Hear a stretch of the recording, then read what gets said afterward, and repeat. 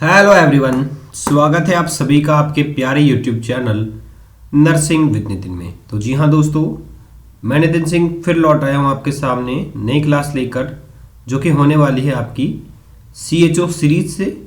देखिए दोस्तों, सभी प्रकार के एग्ज़ाम जो है इससे रिलेटेड तैयारी हमारे द्वारा कराई जा रही है, जिसमें बात करें हम नर्सिंग ऑफिसर के एग्ज़ाम हो, चाहे से आपकी CHO के एग्ज़ाम हो, चाहे से NHM के अंदर जो संविदा नर्स है उसकी एग्ज़ाम हो, उसके लिए हमारी चैनल की तरफ से जो है क्लासेस चलाई जा रही थी। अब जो है दोस्तों, जो क्लासेस हैं वो रेगुलर बेसिस पे चलेगी आपकी, और जिसमें हम नर्सिंग ऑफिसर की जो तैयारी है, जाहिर सी बात वो CHO सीरीज़, बेसिकली हमारी CHO सीरीज़ जो है उसको हम कंटिन्यू रखेंगे, जिसमें राजस्थान CHO, आगामी राजस्थान CHO, UP CHO और बिहार CHO से रिलेटेड सभी प्रश्न को हम डिस्कस करेंगे। जिन जिन व्यक्तियों ने अभी तक क्लास को लाइक नहीं किया है तो लाइक कर दीजिए, चैनल को सब्सक्राइब कर लीजिए, और हमारी जो प्रीवियस क्लासेस हैं जो कि CHO सीरीज़ की, जिसके अंदर हमने एनाटॉमी फिजियोलॉजी के प्रश्न को डिस्कस किया है, उसको जाकर जरूर देखें। चलिए दोस्तों, अब बात करते हैं नेक्स्ट एनाटॉमी फिजियोलॉजी के ही आगे जो इम्पोर्टेंट प्रश्न है उनसे। तो दोस्तों, एक प्रश्न आपके सामने दिया गया है कि अपेंडिक्स जो है वो कहाँ पर लोकेटेड होता है। तो दोस्तों, आप सभी को पता है आपकी जो अपेंडिक्स है वो क्या होता है। देखिए, ये होता है आपका लार्ज इंटेस्टाइन, ठीक है। ये होता है आपका असेंडिंग कॉलॉन, ठीक है। ये होता है आपका ट्रांसवर्स कॉलॉन, ठीक है। ये होता है ट्रांसवर्स कॉलॉन। ये होता है आपका डिसेंडिंग कॉलॉन, ठीक है। ये होता है आपका डिसेंडिंग कॉलॉन, और यहाँ पर आता है आपका सिग्मोइड कॉलॉन, ठीक है। और यहाँ पर दोस्तों एक संरचना होती है जिसको बोलते हैं अपन अपेंडिक्स। क्या बोलते हैं? अपेंडिक्स बोलते हैं। क्या बोलते हैं? अपेंडिक्स बोलते हैं, ठीक है। तो इंपॉर्टेंट चीज़ है अपेंडिक्स जो लोकेटेड कहाँ पर होता है। तो दोस्तों मान लीजिए ये आपको बना दी गई मेरे द्वारा, ये आपकी एक डायग्रामेटिकली बना देते हैं हम। ये हो गया आपका लेफ्ट हाइपोकॉन्ड्रियम, ये हो गया आपका राइट हाइपोकॉन्ड्रियम, ठीक है। तो क्वेश्चन आपसे पूछा गया है कि अपेंडिक्स जो है वो कहां पर लोकेटेड होता है। अपेंडिक्स जो है वो कहां पर लोकेटेड होता है, वो प्रश्न आपसे पूछा जा रहा है। तो दोस्तों, ये हो गया लेफ्ट हाइपोकॉन्ड्रियम, ये हो गया राइट हाइपोकॉन्ड्रियम, और ये हो गया आपका लेफ्ट इलियक फोसा, और ये हो गया आपका राइट इलियक फोसा। सही उत्तर क्या हो जाएगा इसका? जो राइट इलियक फोसा जो होता है, यहां पर जो है आपका अपेंडिक्स लोकेटेड होता है, ठीक है। तो ये उत्तर क्या है, सही आपका हो जाएगा। तो प्रश्न आपसे पूछा गया है कि अपेंडिक्स जो होता है वो बेसिकली कहां पर लोकेटेड होता है। तो अपेंडिक्स आपका लोकेटेड होता है राइट इलियक फोसा पे। अब एक कंडीशन होती है आपकी अपेंडिसाइटिस,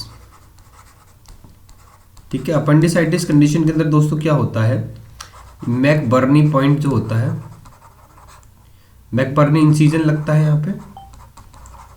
और बात की जाए इसके अंदर ही जो है आपको एक साइन देखने को मिलता है, ठीक है, ठीक है। एक साइन देखने को मिलता है जहां पर क्या होता है दोस्तों, अगर आप अपेंडिक्स का पेन का कैसे पता लगाएंगे, अगर आप यहां पर प्रेस करेंगे तो पेन आपको यहां पर होगा, ठीक है। ये इंपॉर्टेंट है, बहुत ही इंपॉर्टेंट क्वेश्चन एग्जाम के अंदर पूछा जाता है, ठीक है। चलिए अब हम बात करते हैं नेक्स्ट इंपॉर्टेंट एक साइन की बात कर रहे थे, इसमें सॉस साइन, सॉस साइन देखने को मिलता है इसमें, इंपॉर्टेंट है, एग्जाम के अंदर पूछा जाता है। तो चलिए अपेंडिक्स के बारे में बता दिया हमने। अब बात करते हैं नेक्स्ट प्रश्न की। The function of fallopian tube is, जो फंक्शन होता है फैलोपियन ट्यूब का वो क्या होता है। क्या दोस्तों, फैलोपियन ट्यूब का फंक्शन क्या होता है, ये प्रश्न आपसे पूछा जा रहा है। तो हम आपको बता दें फैलोपियन ट्यूब के बारे में, और पहले इसका आंसर कर लेते हैं कि इसका आंसर क्या होगा। तो दोस्तों, इसका आंसर होने वाला है आपका जो फैलोपियन ट्यूब है, इसका फंक्शन होता है कि फर्टिलाइजेशन टेक प्लेस। यहाँ पर क्या है, फर्टिलाइजेशन प्रोसेस होती है। क्या होती है? फर्टिलाइजेशन प्रोसेस होती है। तो चलिए समझ लेते हैं फैलोपियन ट्यूब को।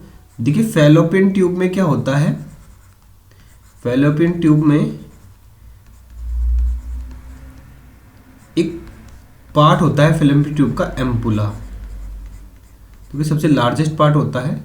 और यहाँ पर जो है ओवम प्लस स्पर्म दोनों का ही क्या होता है, फर्टिलाइजेशन देखने को मिलता है। क्या देखने को मिलता है, फर्टिलाइजेशन देखने को मिलता है। ठीक है, कब देखने को मिल सकता है, 6 वीक्स पर देखने को मिल सकता है, सॉरी 6 वीक्स पर बेसिकली देखने को मिलता है आपका फर्टिलाइजेशन यहाँ पे। ठीक है, इंपॉर्टेंट प्रश्न है, पूछा जाता है कि फर्टिलाइजेशन जो है फैलोपियन ट्यूब के किस पार्ट में देखने को मिलेगा, आपका देखने को मिलेगा और जो एम्पुला के अंदर। और एम्पुला किसका पार्ट होता है, आपके फैलोपियन ट्यूब का पार्ट होता है। तो सही उत्तर आपका क्या हो जाएगा कि फैलोपियन ट्यूब का फंक्शन क्या होता है कि फर्टिलाइजेशन कराना जो है ये फैलोपियन ट्यूब का फंक्शन होता है। और क्या फंक्शन हो सकता है, ये स्पर्म को क्या है, स्पर्म को जो है, स्पर्म को एक वे प्रोवाइड करता है ताकि जो ओवम जो है और स्पर्म जो होता है इसका मिलन हो सके। ठीक है, चलिए अब हम बात करते हैं नेक्स्ट प्रश्न की। The difference between systolic pressure and diastolic blood pressure. Systolic blood pressure और डायस्टोलिक ब्लड प्रेशर जो होता है इसके बीच में क्या डिफरेंस होता है, इसकी बात हम कर लेते हैं। चलिए दोस्तों, तो आप सभी को पता है सिस्टोलिक ब्लड प्रेशर जो रहता है वो कितना रहता है। तो बात करें सिस्टोलिक ब्लड प्रेशर की तो आपकी 120 mmHg जो होता है सिस्टोलिक ब्लड प्रेशर रहता है। और डायस्टोलिक प्रेशर की बात की जाए तो नॉर्मल डायस्टोलिक ब्लड प्रेशर रहता है 80 mmHg। तो इस प्रकार से जो है 120/80 जो है आपका डायस्टोलिक ये नॉर्मल ब्लड प्रेशर कहलाता है। क्या कहलाता है, नॉर्मल बीपी कहलाता है।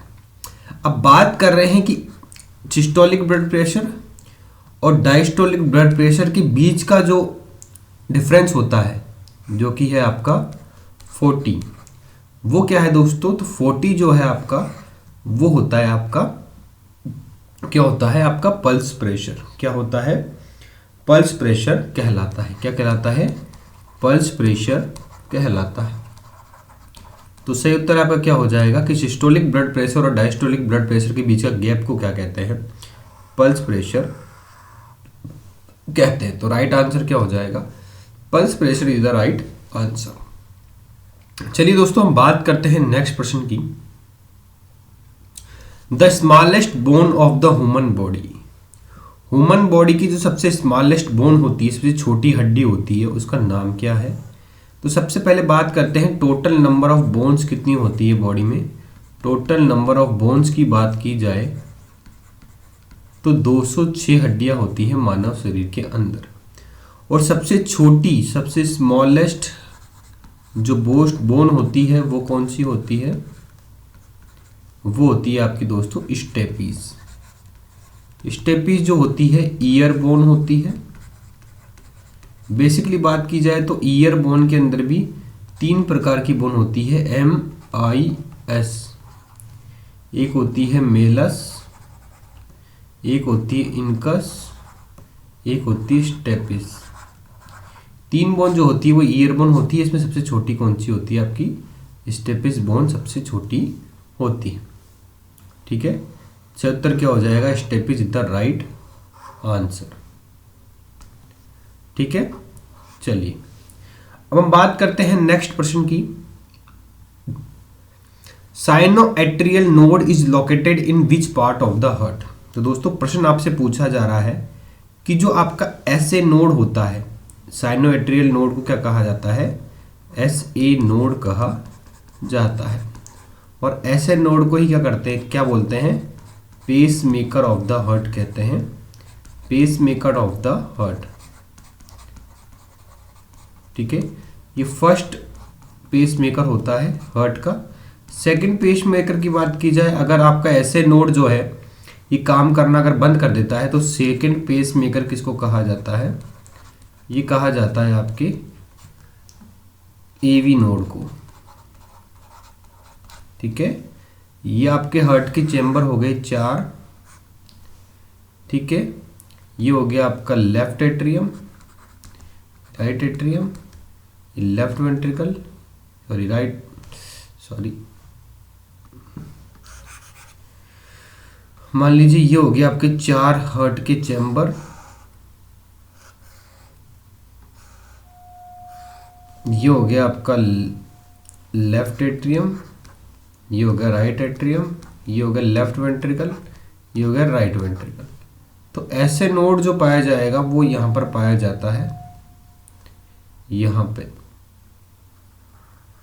और एवी नोड पाया जाएगा यहाँ पे, ठीक है, थोड़ा ऊपर की तरफ। तो दोस्तों हम बात कर रहे थे कि जो ऐसे नोड जो होता है ये किस पार्ट पे पाया जाता है। तो मैंने बताया आपको ऐसे नोड जो है ये यहाँ पर पाया जाता है, यानी कि राइट एट्रियम में पाया जाएगा। तो सही उत्तर क्या हो जाता है, right atrium is the right answer. ठीक है, तो राइट एट्रियम क्या हो जाएगा, आपका राइट आंसर हो जाएगा। ठीक है, चलिए दोस्तों अब बात करते हैं नेक्स्ट प्रश्न की। एग्जाम में क्या पूछा जाता है। चलिए बात करते हैं पावर ऑफ द सेल किसको कहा जाता है। तो दोस्तों सेल जो होती है ह्यूमन सेल, उसको जो इलेक्ट्रिकल इंपल्सेस हो देना, या फिर एटीपी फॉर्मेशन की बात की जाए, एटीपी फॉर्मेशन जो की बात की जाए वो कहाँ होता है। तो बात की जाती है कि आपका जो माइटोकॉन्ड्रिया होती है, माइटोकॉन्ड्रिया जो होता है इसको क्या कहा जाता है, powerhouse of the cell कहा जाता है। क्या कहा जाता है, powerhouse of the cell कहा जाता है। तो राइट आंसर क्या होगा आपका, mitochondria is the right answer. चलिए अब बात करते हैं नेक्स्ट प्रश्न की। दोस्तों वीडियो को लाइक जरूर कर दीजिए अगर क्लासेस अच्छी लग रही है तो आपको। चलिए नेक्स्ट बात करते हैं transformation of the one type of cell into the another type of cells. देखिए प्रश्न को समझने का प्रयास कीजिए। अगर कोई एक सेल है जो इस तरह की दिखाई दे रही है, अगर ये जो सेल है ये सेल अगर इस तरह की दिखाई देने लग जाएगी, तो ये क्वेश्चन पूछ रहा है कि एक जो सेल है उसका ट्रांसफॉर्मेशन हो जाना, बदलाव हो जाना, इस सेल से लेकर अगर इसके अंदर कन्वर्ट हो जाएगी तो इस प्रकार के ट्रांसफॉर्मेशन को क्या बोलते हैं। देखिए जब जो कैंसरस सेल्स होती है, कैंसरस सेल जो होती है वो क्या करती है, अपनी संरचना के अंदर बदलाव कर लेती है। क्या कर लेती है, संरचना के अंदर बदलाव कर लेती है, जिसको क्या कहा जाता है दोस्तों, मेटाप्लेजिया। क्या कहा जाता है, मेटाप्लेजिया कहा जाता है। यानी कि एक जो सेल है उसने अपने जो स्ट्रक्चर है उसके अंदर बदलाव करके वो जो है दूसरी स्ट्रक्चर में परिवर्तित हो गई, तो उसको कहा जाता है मेटाप्लेजिया। ठीक है, इंपॉर्टेंट प्रश्न आपसे पूछा जाता है। चलिए बात करते हैं next, blood group were first discovered by. जो आपका ब्लड ग्रुप था आपका, वो किसने डिस्कवर किया था सबसे पहले। तो आप सभी को पता होना चाहिए कि जो ब्लड ग्रुप है वो डिस्कवर करने वाले जो थे वो थे कार्ल लैंडस्टीनर, जिसमें बात की जाए उनके A blood group, B blood group, ठीक है, ए बी ब्लड ग्रुप, ठीक है, O positive, O blood group. अब ए के अंदर भी कौन से होते हैं, A positive, B positive, A B positive, O positive, ठीक है, A negative, B negative, A B negative और ओ नेगेटिव। बेसिकली नेगेटिव जैसा इसमें कुछ नहीं होता है, नेगेटिव जैसा पॉजिटिव ही होता है, लेकिन कभी कभी किन्हीं के अंदर ये जो ब्लड ग्रुप है ये बहुत कम लोगों के अंदर दिखाई देते हैं, जिसमें आपका ओ नेगेटिव जो होता है वो बेसिकली यूनिवर्सल डोनर होता है, यूनिवर्सल डोनर होता है। और यूनिवर्सल जो है ये जो ए बी पॉजिटिव होता है ये यूनिवर्सल रेसिपिएंट कहलाता है। ठीक है। चलिए, तो अब बात करते हैं कि जो कार्ल लैंडस्टीनर है, इन्होंने क्या किया था, ब्लड ग्रुप जो है उसका जो है इसको सबसे पहले डिस्क्राइब किया था। तो सही उत्तर क्या हो जाएगा आपका, Karl Landsteiner is the right answer. चलिए बात करते हैं नेक्स्ट प्रश्न की। Which vein is used in bypass surgery of the heart. एक हार्ट की जो वेन को बाईपास कराने के लिए एक सर्जरी का इस्तेमाल किया जाता है। क्या किया जाता है, एक वेन को बाईपास करने के लिए एक सर्जरी का इस्तेमाल किया जाता है। तो वो सर्जरी कौन सी है? तो दोस्तों सर्जरी का नाम है ग्रेट सिफेनियस वेन जो है, मतलब कौन सी सर्जरी के माध्यम से किस वेन का बाईपास कराया जाता है। ठीक है, हार्ट की जो सर्जरी होती है इसमें किस वेन का बाईपास कराया जाता है। तो आपकी ग्रेट सिफेनियस जो वेन है इसको बाईपास कराया जाता है जब भी हार्ट की सर्जरी होती है, कि माना जाता है कि जो ग्रेट सिफेनियस वेन है इससे जो है ज़्यादा ब्लड लॉस हो सकता है, इसलिए इसको जो है बाईपास करा देते हैं ताकि जो है ब्लड जो है ज़्यादा मात्रा में जो है बाहर बॉडी से ना निकले। चलिए दोस्तों अब बात करते हैं नेक्स्ट प्रश्न की। Which is the most important stimulant of respiratory centre.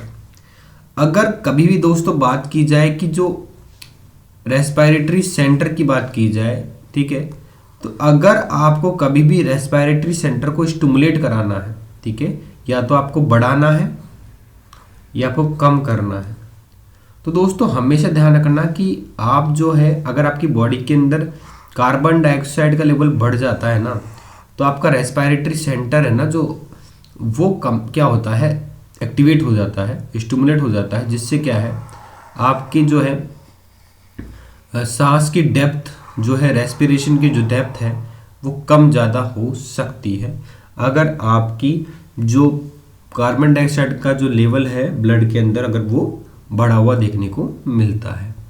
तो सही उत्तर क्या हो जाएगा, C is the right answer.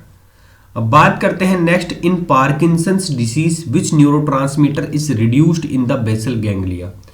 तो दोस्तों बेसल गैंग्लिया जो होता है बेसिकली, तो इसके अंदर किस प्रकार का न्यूरोट्रांसमीटर पाया जाता है, ठीक है, जो कि रिड्यूस हो जाएगा, मतलब कि बेसल गैंग्लिया के अंदर कौन सा न्यूरोट्रांसमीटर कम होने की वजह से पार्किंसन डिजीज हो सकती है।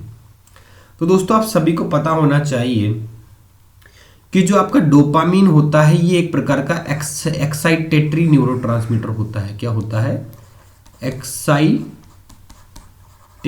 जो है न्यूरोट्रांसमीटर होता है। क्या होता है, एक्साइटेटरी न्यूरोट्रांसमीटर होता है, ठीक है। अगर इसकी बॉडी के अंदर कमी हो गई, क्या हो गई, कमी हो गई, तो आपको पार्किंसंस डिसीज हो सकती है। क्या हो सकती है, पार्किंसंस डिसीज हो सकती है, ठीक है। तो ये उत्तर जो है इसका बिल्कुल सही हो जाता है। चलिए अब बात करते हैं नेक्स्ट प्रश्न की। CSF is secreted by. दोस्तों CSF जो होता है इसको बोलते हैं सेरेब्रो स्पाइनल फ्लूइड।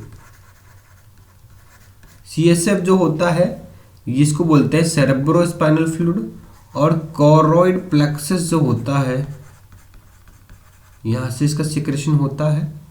और जो बात की जाए इंपॉर्टेंट वही बात की जा रही है कि जो CSF होता है इसका जो सिक्रेशन कहाँ से होता है, कोरोइड प्लेक्सस से होता है। तो राइट आंसर क्या हो जाएगा आपका, choroid plexus is the right answer. चलिए दोस्तों अब बात करते हैं next, which portion of the heart receive oxygenated blood. Heart का कौन सा टाइप है जो ऑक्सीजनेटेड ब्लड जो है रिसीव करता है। तो दोस्तों ये हो गया आपका हार्ट मान लीजिए, और ये हो गया आपका चैम्बर्स, जिसमें ये तो हो गया आपका राइट एट्रियम, सॉरी मेरा राइट नहीं आपका राइट, ये हो गया आपका लेफ्ट एट्रियम, ये हो गया लेफ्ट वेंट्रिकल, ये हो गया राइट एट्रियम और ये हो गया राइट वेंट्रिकल। यहाँ से जो है आपकी क्या निकलती है और यहाँ से क्या निकलती है, ठीक है, और यहाँ से क्या निकलती है और यहाँ से कौन सी आती है, सुपीरियर वेना केवा, यहाँ से आती है पल्मोनरी ट्रंक, यहाँ से आती है आर्ट्स ऑफ एरोटा, यहाँ से आती है पल्मोनरी आर्टरी, यहाँ पे होते हैं आपके लंग, ये लंग्स से जो है ब्लड, शुद्ध ब्लड आता है आपके पास कहाँ पर, लेफ्ट एट्रियम में। तो यही क्वेश्चन पूछा जा रहा है कि ऑक्सीजनेटेड ब्लड हार्ट के किस चैम्बर के अंदर या किस पोर्शन के अंदर आता है। तो आप सभी को उत्तर मिल गया होगा कि जो लेफ्ट एट्रियम होता है, यहाँ पर जो है शुद्ध ब्लड जो है लंग्स के थ्रू जो है बॉडी के अंदर आता है और इस पार्ट के अंदर आता है हार्ट के लेफ्ट एट्रियम के अंदर। तो चलिए ये आपका सही उत्तर हो जाता है। अब बात करते हैं दोस्तों the most reliable indicator of neurological function in the heart. दोस्तों हम बात कर रहे हैं कि मोस्ट रिलायबल इंडिकेटर कौन सा होता है फंक्शन ऑफ द हार्ट के, मतलब कि अगर आपको हार्ट के फंक्शंस को जानना है तो सबसे रिलायबल, सबसे विश्वास करने योग्य जो इंडिकेटर होता है वो क्या होता है। तो दोस्तों आप सभी को ध्यान रखना है, अगर आपको कभी भी सबसे इंपॉर्टेंट है, अगर आपको कभी भी है ना हार्ट की जो फंक्शंस को, न्यूरोलॉजिकल फंक्शंस को जानना है, मतलब कि अच्छा हार्ट नहीं दिया हुआ, इसके अंदर की मोस्ट रिलायबल न्यूरोलॉजिकल फंक्शन जो है पेशेंट के, वो है, सॉरी माय मिस्टेक, इससे पूछा गया है कि द मोस्ट रिलायबल इंडिकेटर कौन सा होता है न्यूरोलॉजिकल फंक्शंस को जानने का। तो दोस्तों आप सभी को पता है जो न्यूरोलॉजिकल फंक्शंस को जानने का तो सबसे बेस्ट असेसमेंट किसके द्वारा कर सकते हैं, अगर किसी फंक्शन की न्यूरोलॉजिकल फंक्शन डिस्टर्ब है तो उसका क्या लेवल ऑफ कॉन्शियसनेस क्या हो जाएगा, खराब हो जाएगा। इसलिए जो लेवल ऑफ कॉन्शियसनेस जो है, एलओसी जो है, ये बहुत ही अच्छा सूत्र होता है जानने के लिए कि पेशेंट का जो है न्यूरोलॉजिकल फंक्शंस सही काम कर रहे हैं कि नहीं कर रहे हैं, नर्वस सिस्टम सही काम कर रहा है कि नहीं कर रहा है, इंपॉर्टेंट है। चलिए दोस्तों बात करते हैं the P wave of electrocardiogram corresponds to. चलिए अब बात कर लेते हैं, बहुत ही ज़्यादा इंपॉर्टेंट क्वेश्चन है कि जो आपकी पी वेव है, पी वेव जो होती है ये क्या बताती है। तो दोस्तों नॉर्मल अगर वेव की बात की जाए तो पी क्यू आर एस और टी वेव, ये होती है पी वेव, ये होती है क्यू, ये होती है आर, ये क्या होती है टी, और ये होती है एस, ये टी। तो ये जो पी वेव है ये बेसिकली क्या बता रही है। तो दोस्तों इस पी वेव को क्या कहते हैं, इंपॉर्टेंट ये क्वेश्चन पूछा जा रहा है कि ईसीजी के अंदर जो पी वेव होती है ये क्या दर्शाती है। तो देखिए दोस्तों जब भी आपके एट्रियम जो होते हैं, चाहे से वो राइट एट्रियम हो चाहे से वो लेफ्ट एट्रियम हो, अगर इन एट्रियम के अंदर कॉन्ट्रैक्शन होगा तो उसको बोलते हैं दोस्तों क्या, एट्रियम डीपोलराइजेशन।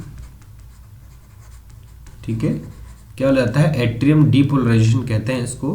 तो सही तब जाकर जब भी आपका जो एट्रियम है वो कॉन्ट्रैक्शन होंगे ना, तब जाकर जो है ये पी वेव का फॉर्मेशन होता है। तो ईसीजी के अंदर जो पी वेव है ये दर्शाती है किसको, आर्ट्रियल डीपोलराइजेशन को, किसको, आर्ट्रियल डीपोलराइजेशन को दर्शाती है। तो सही उत्तर क्या हो जाता है, A option is the correct answer. इसी प्रकार बात की जाए जो आपकी जो वेंट्रिकल्स, जो आपके जो वेंट्रिकल्स के जो होते हैं ना, जैसे कि आर्ट्स ऑफ एरोटा हो गया है ना, अगर उनमें कॉन्ट्रैक्शन आता है तो वो कहलाती है आपकी वेंट्रिकुलर डीपोलराइजेशन। कॉन्ट्रैक्शन होने को डीपोलराइजेशन कहा जाता है और रिलैक्स होने को रीपोलराइजेशन कहा जाता है। इंपॉर्टेंट प्रश्न एग्जाम के अंदर आता है। चलिए दोस्तों बात करते हैं, in which organ does the maximum absorption of iron take place. आपकी जो भी जैसे बात की जाए ना, जिस जीआई ट्रैक्ट के, जीआईटी ट्रैक्ट जो होता है आपका माउथ से लेकर एनएस पे जाके खत्म हो जाता है, तो किस पार्ट पर आपके जो है आयरन का एब्जॉर्प्शन सबसे ज़्यादा होता है? तो दोस्तों आप सभी को ध्यान रखना है कि जो आपका ड्यूडेनम पार्ट होता है, देखिए दोस्तों ये होता है आपका इसोफेगस, ठीक है दोस्तों, मैं धीरे धीरे पढ़ा रहा हूँ, अगर आपको थोड़ा सा टाइम लग रहा है तो आप स्पीड 2x करके भी देख सकते हैं, ठीक है। ये हो गया आपका इसोफेगस, ये हो गया स्टोमक, ये हो गया स्मॉल इंटेस्टाइन, ठीक है।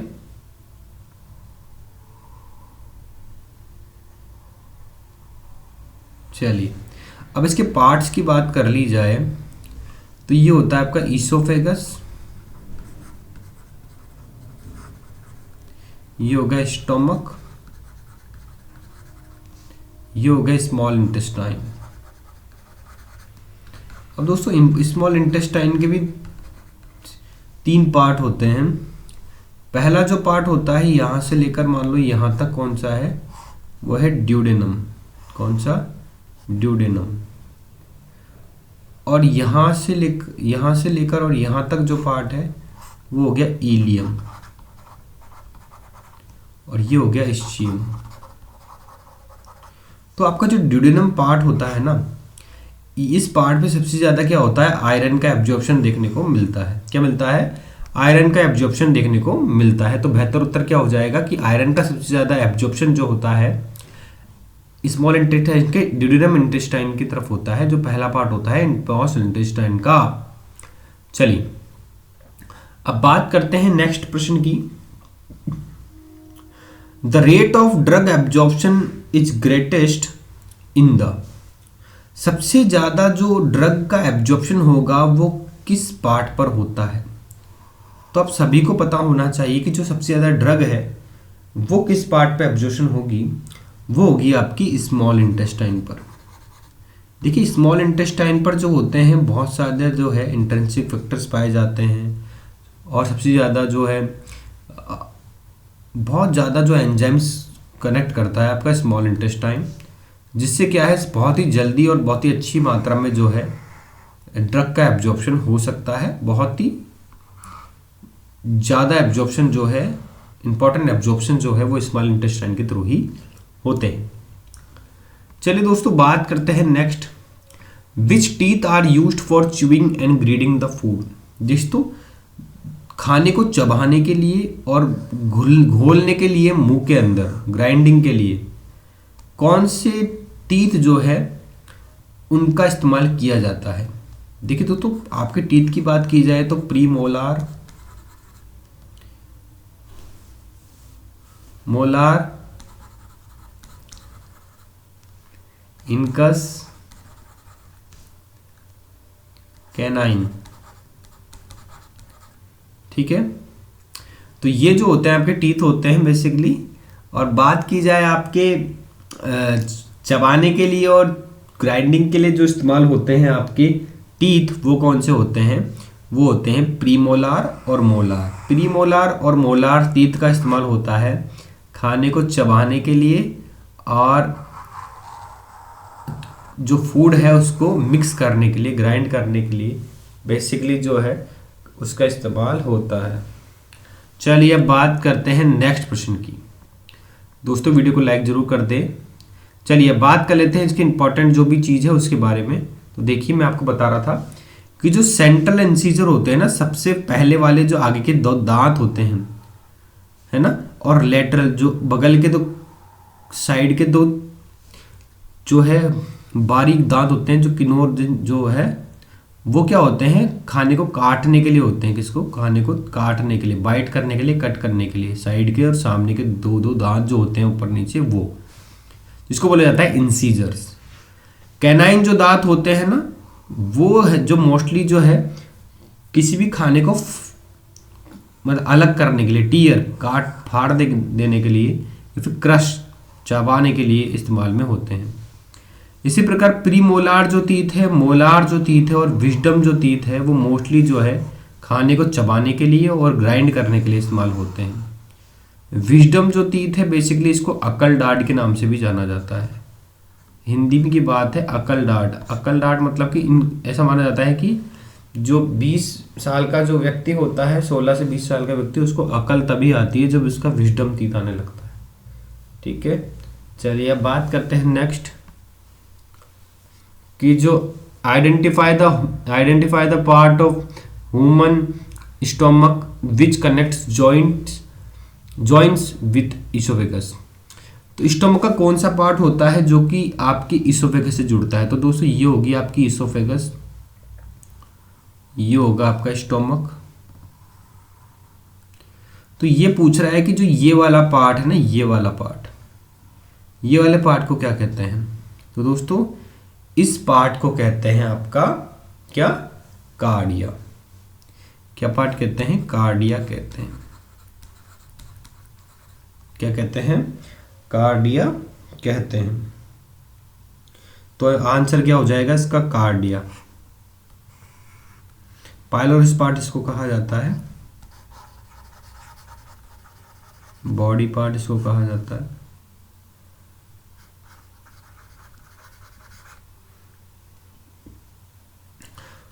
चलिए अब बात करते हैं नेक्स्ट। जो आंसर था इसका वो था आपका कार्डिया। ठीक है,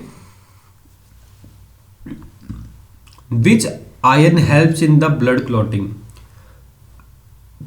ब्लड को क्लॉट करने के लिए सबसे इंपॉर्टेंट जो आयन होता है वो कौन सा होता है? ये प्रश्न आपसे पूछा जा रहा है। काफी सारे विद्यार्थी जो है वो इसका आंसर गलत दे देते हैं। वो सोचते हैं कि ब्लड क्लॉटिंग के लिए सबसे इंपॉर्टेंट जो है होता है पोटेशियम के। नहीं दोस्तों, ये इसका सही आंसर नहीं है। इसमें पूछा गया है कि कौन सा आयन, कौन सा आयन पूछा है दोस्तों, विटामिन नहीं पूछा है। आयन पूछा है, विटामिन नहीं पूछा है। तो दोस्तों बात करते हैं कि आपका जो कैल्शियम होता है इसको ब्लड के अंदर मिलाया जाता है या फिर ब्लड के अंदर मौजूद होता है ताकि जो है ब्लड क्लॉट ना हो। आपने एक सुना होगा कि कैल्शियम सिट्रेट जो होता है इसको ब्लड बैग के अंदर भी मिलाया जाता है ताकि जो ब्लड है उसके अंदर जो है क्लॉटिंग फॉर्मेशन ना हो। ये क्वेश्चन आपने पूछा होगा और समझ में भी आपको आ गया होगा। क्यों मैंने बोला है कि ये आयन हेल्प करता है ब्लड क्लॉटिंग जो है,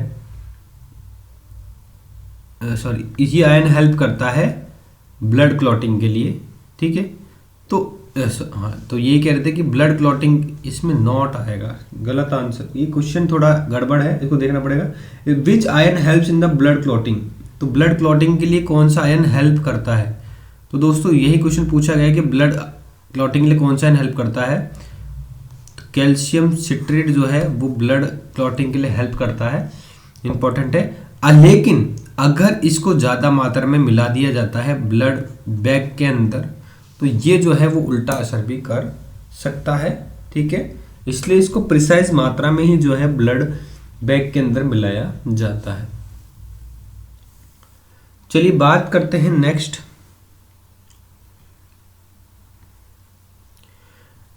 O positive blood group is not available in the blood bank. O positive जो ब्लड ग्रुप है वो बैंक के अंदर अवेलेबल क्यों नहीं रहता है और विच ब्लड ग्रुप को ये ओ पॉजिटिव दे सकते हैं? दोस्तों ओ पॉजिटिव ब्लड ग्रुप जो है वो ब्लड बैंक के अंदर क्यों नहीं रहता है ज़्यादा? देश के दोस्तों जो भी ओ पॉजिटिव ब्लड ग्रुप वाले जो मरीज होते हैं ये जो है इनका ब्लड ग्रुप जो ब्लड बैंक के अंदर ये अवेलेबल इसलिए नहीं रहता क्योंकि एक तो सबसे इम्पोर्टेंट बात है कि ये जो ब्लड ग्रुप वाले जो रहते हैं ना, ओ पॉजिटिव ब्लड ग्रुप वाले, ये सिर्फ ओ नेगेटिव वालों को ही दे सकते हैं ब्लड ग्रुप। ये तो बहुत कम देखने को मिलता है और ओ नेगेटिव ब्लड ग्रुप वाले को ही दे सकते हैं ये क्या, ब्लड। ठीक है, तो ये हो सकता है। अब क्या है, सबसे इम्पोर्टेंट बात है कि यही एक कारण है कि जो ओ नेगेटिव ब्लड ग्रुप वाले, ओ पॉजिटिव ब्लड ग्रुप वाले जो ब्लड ग्रुप है, ब्लड है, ये बहुत कम देखने को मिलते हैं। और ये क्वेश्चन भी पूछा गया है कि साथ में आपको आंसर मिल गया होगा कि जो O negative positive blood group वाले होते हैं ये किसको ब्लड दे सकते हैं। तो ओ पॉजिटिव ब्लड ग्रुप वाले सिर्फ ओ नेगेटिव ब्लड ग्रुप वालों को ही ब्लड दे सकते हैं। ये प्रश्न आपको ध्यान में रखना है। अब और भी प्रश्नों को समझ लेते हैं कि है ना, जो A B positive blood group वाले हैं किसको ब्लड दे सकते हैं। तो ए बी पॉजिटिव वाले ए बी पॉजिटिव वालों को ही दे सकते हैं ब्लड ग्रुप, लेकिन ये ले सकते हैं ए ब्लड ग्रुप से, बी से और ओ से, तीनों से ले सकते हैं। ए पॉजिटिव वाले ओ नेगेटिव से ले सकते हैं, ए पॉजिटिव से ले सकते हैं। बी पॉजिटिव वाले बी पॉजिटिव ले सकते हैं और ओ नेगेटिव से ले सकते हैं। दोस्तों मैंने ऊपर प्रश्न में बात की थी आपसे ए नेगेटिव और बी नेगेटिव की। ये देखो ए नेगेटिव और बी नेगेटिव ब्लड ग्रुप वैसे होता नहीं कुछ भी, लेकिन माना गया है कहीं कहीं पर कि किन्हीं दोस्तों के मतलब बहुत कम जो है कंट्री के अंदर ऐसे लोग भी पाए गए जिनमें ए नेगेटिव ब्लड और बी नेगेटिव ब्लड ग्रुप पाया गया है। तो उनके अंदर कौन देगा ब्लड, ओ नेगेटिव देगा। वैसे A negative blood B negative blood होता नहीं, लेकिन जो है कुछ चुनिंदा केसेस ऐसे हैं, ठीक है, जहां पर ये ब्लड ग्रुप भी पाए गए हैं। ठीक है, तो एक बार इसको यहां से थोड़ा मिटा देते हैं ताकि क्या है आप कंफ्यूज ना हो, ठीक है, आप कंफ्यूज ना हो।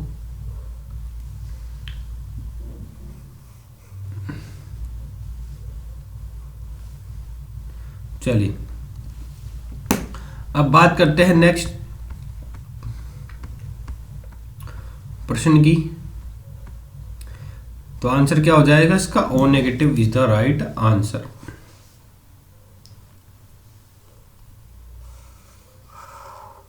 दोस्तों जिन भी व्यक्तियों ने अभी तक हमारे पी ए यादव सीरीज की क्लास नहीं देखी तो वो भी देख लीजिएगा। हमारे पी ए यादव को पूरा सॉल्व कराया हुआ है हमने, प्लेलिस्ट में जाके मिल जाएगी आपको। चलिए दोस्तों बात करते हैं, in healthy man who weight is 70 kg, the total body weight is approx. अगर किसी व्यक्ति का बॉडी वेट 70 किलोग्राम है तो उसका टोटल उसकी बॉडी के अंदर टोटल कितनी मात्रा में पानी रहेगा। तो दोस्तों आपको ये पता होना चाहिए कि जो है 60% पानी रहता है आपका बॉडी के अंदर। ठीक है, आपका वेट 70 kg है ना, तो आपकी बॉडी के अंदर जो है जो पानी रहेगा, पानी की मात्रा रहेगी वो कितनी रहेगी, वो रहेगी आपकी 42 लीटर। कितनी, 42 लीटर जो है आपकी बॉडी के अंदर क्या रहेगी, पानी की मात्रा रहेगी। चलिए अब बात करते हैं नेक्स्ट प्रश्न की। Which hormone that stimulates releasing of bile into duodenum. कौन सा एक प्रकार का ऐसा हार्मोन होता है जो कि बाइल को क्या है स्टिमुलेट, जो मतलब कौन सा एक प्रकार का ऐसा हार्मोन होता है जो कि स्टिमुलेट करता है और बाइल का स्टिमुलेशन करता है और ड्यूडेनम के अंदर डालता है बाइल को। तो वो कौन सा एक प्रकार का हार्मोन है। तो दोस्तों आपने एक हार्मोन का नाम सुना होगा कोलिसिस्टोकाइनिन। कोलिसिस्टोकाइनिन एक प्रकार का ऐसा हार्मोन होता है जो कि क्या करता है, बाइल जो है उसको मतलब बाइल के सिक्रेशन को स्टिमुलेट करेगा और ड्यूडेनम के अंदर डालेगा। ठीक है, चलिए अब बात करते हैं नेक्स्ट प्रश्न की। Tenderness at McBurney point is cardinal sign of. तो दोस्तों मैंने आपको बोला था अगर आपके मैकबर्नी पॉइंट पर टेंडरनेस देखने को मिलती है तो जो वो है किस प्रकार का एक साइन होता है। तो मैंने बताया था मैकबर्नी पॉइंट पे अगर आप पेन करेंगे तो उसके नेक अपोजिट साइड पर पेन होता है जो कि एक्यूट एपेंडिसाइटिस का एक प्रकार से कार्डिनल साइन होता है। अगर आपके अपेंडिक्स रप्चर हो गया है, फिर बात की जाए अपेंडिसाइटिस हो गया, इन्फेक्शन हो गया अपेंडिक्स में, तो वहाँ पर जो है पेन देखने को मिलता है आपको मैकबर्नी पॉइंट पर। चलिए बात करते हैं next, the average blood loss in the normal menstrual cycle. Normal menstrual cycle पे कितना एवरेज ब्लड लॉस होता है। तो आप सभी को पता होना चाहिए 50 से 100 ml जो है ये जो नॉर्मल मेंस्ट्रुअल साइकिल, एक मेंस्ट्रुअल साइकिल आती है उसमें ब्लड लॉस होता है। एवरेज की बात की जाए तो 80 ml जो होता है ब्लड लॉस होता है औसतन एक मेंस्ट्रुअल साइकिल के अंदर, महिला के अंदर। चलिए अब बात करते हैं नेक्स्ट प्रश्न की। हीमेटोपोइसिस इन अडल्ट अकर्स एट। जो हिमेटोपोइसिस है अडल्ट के अंदर वो कहाँ पर होता है? तो आरबीसी फॉर्मेशन की बात की जाए तो आरबीसी फॉर्मेशन जो होगा अडल्ट के अंदर वो कहाँ पर होता है दोस्तों? वो होता है आपका रेड बोन मेरो के अंदर। कहाँ होता है? रेड बोन मेरो के अंदर जो है आपकी हिमेटोपोइसिस कंडीशन देखने को मिलती है। आरबीसी का निर्माण जो है वो रेड बोन मेरो के अंदर होगा अडल्ट के अंदर बात की जाए तो। ठीक है, बच्चों के अंदर बात की जाए तो लीवर के अंदर, और उससे छोटे बच्चे की बात की जाए तो यॉर्क शेक के अंदर इसका निर्माण होता है। तो दोस्तों आपको क्लास कैसी लगी? आज की क्लास अच्छी लगी तो प्लीज़ क्लास को लाइक जरूर करें। चैनल को सब्सक्राइब नहीं किया है तो सब्सक्राइब करके बेल आइकन को जरूर दबा लें, जिससे कि हमारी क्लास की नोटिफिकेशन आपको मिल जाएगी। वीडियो के डिस्क्रिप्शन में जाकर आप हमारे टेलीग्राम चैनल को फॉलो कर सकते हैं, व्हाट्सएप ग्रुप को और इंस्टाग्राम चैनल को फॉलो कर लीजिए। वहाँ पर जो है क्लास की अगर नोटिफिकेशन आपको यूट्यूब के माध्यम से नहीं आ सकती है तो वहाँ से आपको मिल जाएगी। और जो है आपको जो है अगर पीयर यादव क्लास को लेना है, पीयर यादव को पूरा समझना है तो उसका प्लेलिस्ट के अंदर जाइए। हमने 1 बाय 1 हर सब्जेक्ट वाइज 126 क्लास जो है पीयर यादव की पूरी समझाई हुई है, तो वहाँ कर जाकर आप देख सकते हैं। साथ में हमने जो नॉर्मल हमारा जो नर्सिंग का ऑफिसर का जो फ्री कोर्स लॉन्च किया है तो उसके अंदर एंडोक्राइन सिस्टम की क्लासेस भी आपको देखने को मिल जाएगी। ठीक है, चलिए दोस्तों अब मिलते हैं फिर नई क्लास के अंदर। जब तक के लिए जय हिंद, जय भारत।